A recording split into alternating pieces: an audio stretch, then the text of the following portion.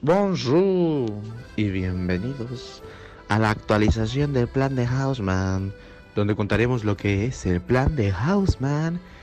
¿Pero qué es el plan de Haussmann? Bueno, terminada la Revolución Francesa y los demás acontecimientos de la crisis urbana, que alcanzó proporciones alarmantes, la densidad de la población en París alcanzó a más de 1000 habitantes por hectárea. Las redes de alcantarillado y de agua potable eran un lujo. Las epidemias de cólera causaban estragos, evidenciando trágicamente las deficiencias de la infraestructura sanitaria. En esa época eran pequeñas y angostas, por lo que necesitaban crear calles anchas y rectas, mejorar el transporte, la pavimentación, además de que había demasiadas guerras entre las personas y entre las clases sociales. Uno de los motivos para hacer calles anchas era la necesidad de evitar tener tantos motines. En 1783, donde un edicto real estableció anchos y alturas mínimos en los edificios, calles de la ciudad de París. Y en 1787, el arquitecto real, el conde de Wally, presentó a Luis XVI el plan de embellecimiento para el centro de París, donde las construcciones cambiaban completamente desde la ribera izquierda del Sena. Très bien. El deterioro del centro de París era inevitable con el paso del tiempo. Además, las clases bajas estaban siendo expulsadas prácticamente a la lejanía de la ciudad, mientras que en el centro se quedaba la gente rica, la élite.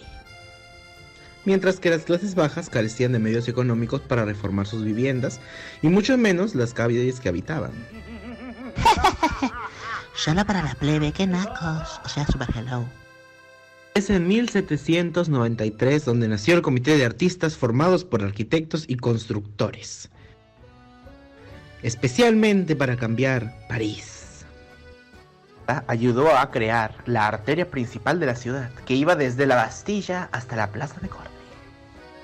Y es así como después, durante el reinado de Napoleón, hubo muchos cambios urbanísticos que se hicieron para evitar las epidemias que azotaban Francia. Cólera, muerte. Que durante el reinado de Napoleón, en 1817, Gilbert Chabrol creó el plano de embellecimiento, donde, valga la redundancia, embellecía París.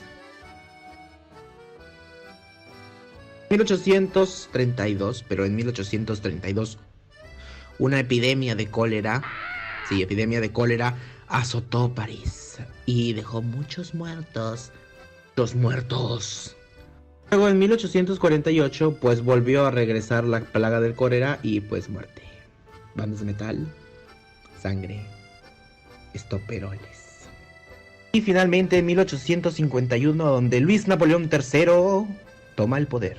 Y así en 1853 nombra a Haussmann, mejor conocido como George Haussmann, como su prefecto. ¿Pero quién fue Haussmann realmente? Pues Haussmann nació el 27 de marzo de 1809 en París. Adelantándonos un poco, en 1831 ya era funcionario en el gobierno. Y en 1852 empezó a dirigir la construcción nueva de París, donde la trama urbana cambiaba completamente. Esto se debe a que Napoleón III había visitado Londres y había visto la maravillosidad de esta ciudad y dijo, no mames, yo quiero eso para mi ciudad. Y es así como reconstruyó París. Bueno, fue una de las principales decisiones para la reconstrucción urbanística de París durante su periodo de reina.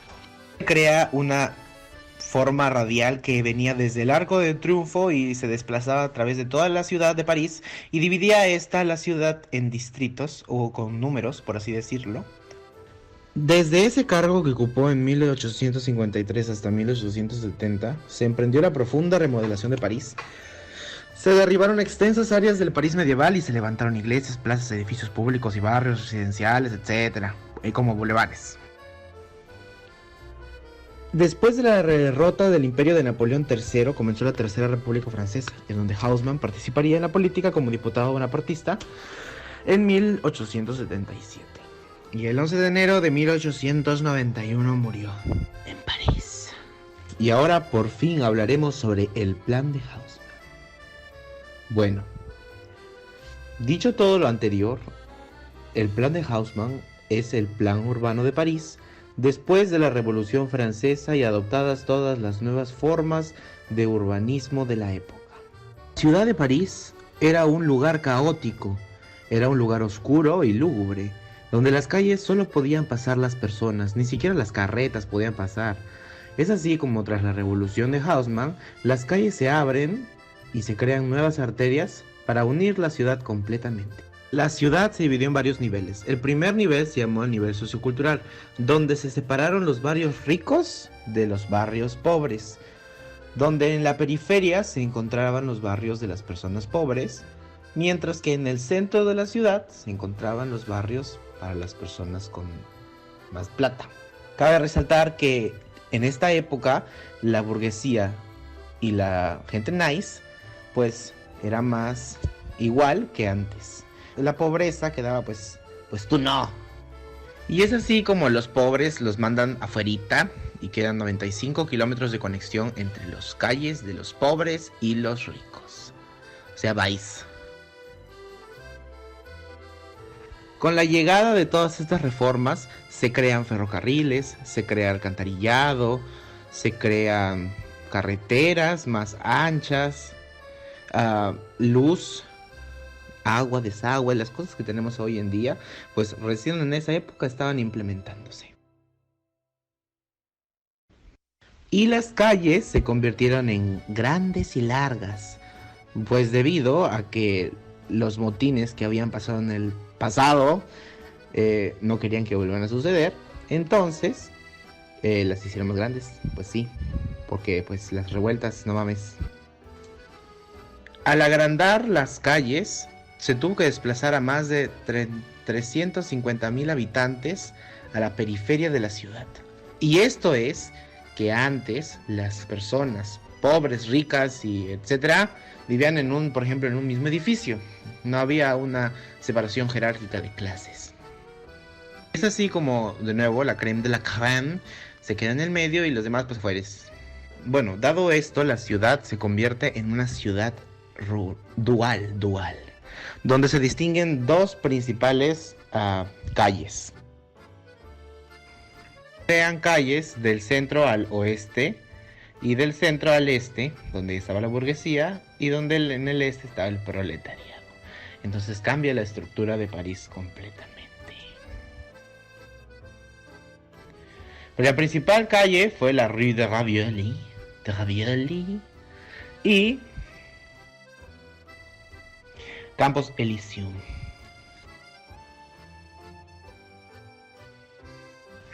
Ahora vamos a hablar de la Rue de Ravioli. La Rue de Ravioli fue una calle que se extiende cerca de 3 kilómetros desde la calle de Sévigné hasta la Plaza de la Concordia, y fue utilizado por Haussmann para crear el gran eje este-oeste en el centro de París, y su nombre recuerda a la ciudad italiana Ravioli-Varnese. Después tenemos el Campos Elíseos, que es la principal avenida de París. Mide 1910 metros de longitud y va desde el Arco del Triunfo hasta la Plaza de la Concordia. Y el nombre Campos Elíseos viene de la mitología griega, donde designa la morada de los muertos reservadas a las almas virtuosas. Y otra calle que es muy importante porque representa toda la estructura mística de la época se llama la Avenida de la Ópera, o en francés la Avenue de la Ópera. ¿Por qué? Porque está situada entre los distritos 1 y 2 y es uno de los grandes proyectos del Segundo Imperio que afectaron de manera positiva a la capital francesa.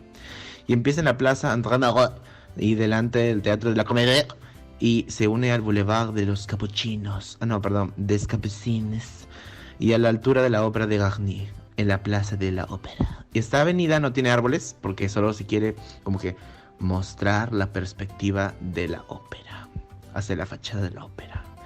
Y es una calle radial que permite, pues viendo desde cualquier punto, ver a la ópera, porque es lo más importante. Otros trabajos importantes que se realizaron durante pues el acoso de Haussmann, hubo una gran expansión e inclusive en las colinas se construyeron casas. Tuvieron que pues botar la colina y casa. Abrieron muchas calles y lo que hizo que la ciudad creciera y un trazado nuevo de las calles. O sea, sí. La forma radial que conectaba todas las avenidas con el Arco del Triunfo, pues la red de sanitariado. Bueno, la cosa es que la ciudad se expandió y el plan de Haussmann, como ciudad moderna, se expandió a muchísimos lugares, que inspiraron otras ciudades como Viena, Barcelona, etcétera. Pero la cosa es que hay muchas ciudades. Gracias. Este es el fin de nuestra transmisión. Esperemos que lo hayamos resumido lo suficiente como para que podamos entenderlo todo. Gracias. Esto fue patrocinado por La Boguí. La Boguí Love Jazz. Guiño, wiwi. Bye.